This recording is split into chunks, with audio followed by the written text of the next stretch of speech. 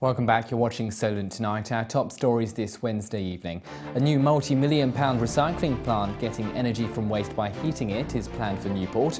And police appealed for witnesses to indecent assault on double-decker bus service to Ryde. Sport, and there are more job vacancies at Newport Football Club. A week after the Port's two directors announced their decision to leave, two new managers are also wanted. The club needs to recruit people to take charge of its reserves team and A-side. Duncan Smith reports. Newport Football Club's going through another summer of changes. On the touchline, reserves manager Fred Woodford is transferring to the under-18 Sunday team, so he has more time to watch his son Ryan play for Portsmouth as an apprentice. And the club believes its A team has underperformed, so a fresh direction is required. First team boss Hugh Lewis reckons the prospects are promising for potential candidates. I think we've done very well in the last year with the younger teams. The 18s has only had 1 year in the youth league, and they finished flying really. Unlucky not to get promoted. The A team finished third, so there is the nucleus. It just needs to be taken on to the next step really, that side. And the reserves likewise finished the league fourth place, having been freshly promoted. So all of the three teams below the first team all had pretty reasonable seasons. So the opportunity is there for somebody to come in and to take it onto another level, and at the same time being at a club where people do notice what goes on, and if you're successful running a club at Newport, a team at Newport, sorry, and people are aware of that. Newport Football Club is also seeking new leadership off the pitch. Directors Ian Brown and Pete Fry want to leave as soon as successors can be found. The pair have invested well over £50,000 in the club, which it says has now escaped years of financial trouble. This season's efforts to clear out skeletons from the cash closet left precious little money for players in the first team. Despite improving on last season, the side narrowly avoided relegation from the Southern League. First team manager Hugh Lewis is undecided about his future at Newport, but says the next directors must spend more money on players. I don't think anybody wants another season of us fighting and scrapping, and let's be honest, it's been the way of the last few seasons at the club, and we have to step out of the shadows and try and move the thing forward. As I said earlier, off the field now things are far better. The club is solvent technically on a month-to-month basis now. A lot of the old debts have gone. So it's an ideal time for people that would like to see the team move forward. And any money that now gets invested, they can be rest assured, would go straight into the players' budget. And ultimately that's what I want to see, because I'm judged on how the team does. And rightly so, but at the same time you need the tools to work with, and it's difficult at this level to work with minimal cash. With Cowes Sports Football Club reaching 3 cup finals this season on the strength of its youth system, if more money doesn't materialise at Newport this summer, the club's new reserves and A-team managers may well have an even more important role to play, spotting and nurturing young local players for the Port to remain at the forefront of football on the island. Duncan Smith for Solent Tonight in Newport. There are just a few days to go until more than 30 of the Isle of Wight's most talented sporting youngsters compete in the biggest competition of their careers so far. They're travelling to the French island of Corsica in the Mediterranean for the 2007 World Island Youth Games. They'll be competing against teams from more than 20 other islands around the world. The Isle of Wight is represented in 5 sports. Last night we had a look at the sailing team. Tonight it's the turn of swimming, where the Isle of Wight will have a larger squad than last year's games on the Italian island of Sicily. 4 boys and 4 girls. Some are making their debuts in the pool as they prepare for the adult International Island Games. Others have been before and are relishing a return to the Youth Games. It was like the best week of my life. It was just incredible. What was incredible? What were the highlights? Racing was just like just out of this world. It was so different to racing out here, and all the people were just into the same things as you, and you just got on with everyone so well. How was the racing different to what you're used to? Just the atmosphere really. Everyone was it was just like buzzing. Everyone was so high and just happy.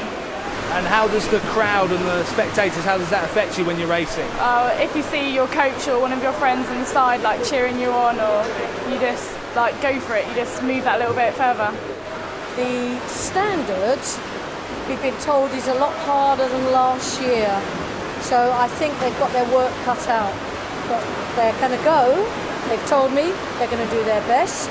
They're going to try really hard to represent their own clubs, because all their own coaches have been working extremely hard with them.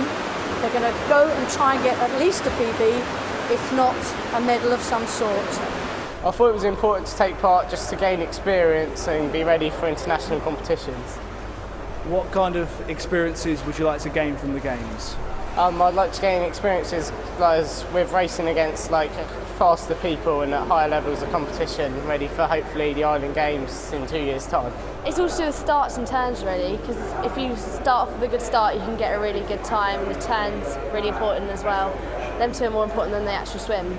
I think by going to Sicily last year has obviously prepared her for Corsica this year, and it's obviously she's still young, but by going having the chance to compete again will make her mentally stronger, and obviously she's physically stronger, so hopefully this year she'll be able to achieve something special. But whatever she does, obviously I'm just very proud and honoured to think that she's been asked to attend.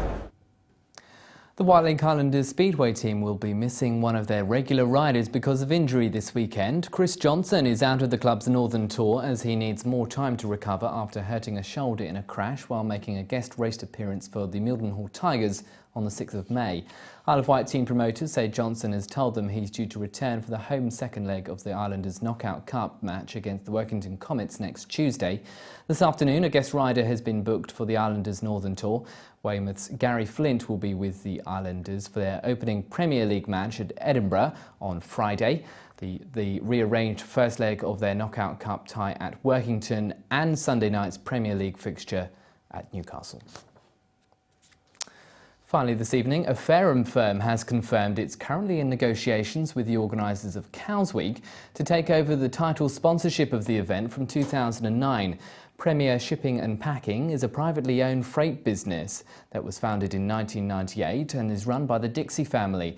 The company is involved in the movement of yachts and powerboats all over the world and regarded as one of the premier freight forwarders in the southeast. Current sponsors Scandia are stepping down as title sponsors after the 2008 regatta. Well, the talks are continuing. We're in touch with Scandia Cows Week every day almost. It's very, very positive. I guess that's as far as I can say, because, of course, we are undergoing due diligence at the moment. Well, PSP is a freight forwarding company and a packing company based in Fareham. We have a division that specialises in the movement of yachts and powerboats all around the world. So this, of course, is a perfect link for us. We're in the process of a buyout, and our new buyers are absolutely adamant that they want to be involved in Cows Week because they see that as the best way to expose not only the name but also what we do and so on and so forth. So for us, it's a very positive move. And that's the way things look across the island this evening. We're back tomorrow from 7 with more news direct from our Newport studios. In the meantime, if you'd like to contact us, you can. Phone us on 0871 50 80 188, email news@solent.tv or text us on 81333, making sure you put the letters TV at the beginning of your message. Don't forget, you can also keep up to date with all the island news by logging onto our website, solent.tv. From there, you can watch programmes you may have missed, comment on stories and get all the news to your mobile phone by visiting solenttv.mobi. Let's recap tonight's top story. The Isle of Wight is to become the first place in the whole of the UK to use a new, greener way of producing energy from rubbish. The process, known as gasification, works by heating waste rather than burning it. The resulting cleaner energy will then be used to power thousands of homes across the island. That's it from all of us on the team here this evening, and from me. Bye-bye.